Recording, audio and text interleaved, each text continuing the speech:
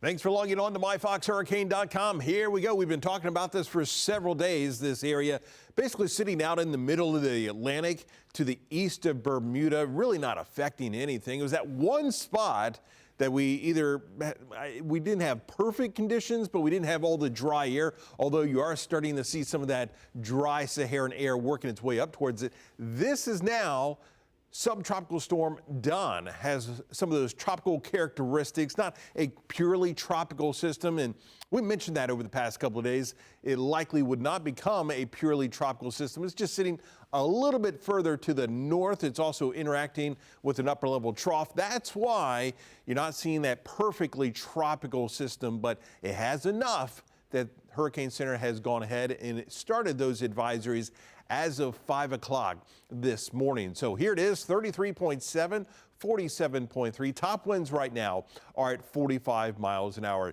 And what have we been talking about over the past several days? This will just kind of meander across the Atlantic, heading more towards the north, moving over some cooler waters. So that forecast track looks like it's going to work out pretty well over the next several days. Notice the winds basically sitting right around that 40-mile-an-hour range. So it really doesn't have much of an opportunity to really strengthen at all. Just kind of pulls this little U-turn out across the middle of the Atlantic. Computer models have been in fairly good agreement. You start to see a little bit more of a spread towards the end, but still that general idea, it keeps it out over open waters, just not affecting anybody whatsoever. So here's the Fox model showing this storm, same idea.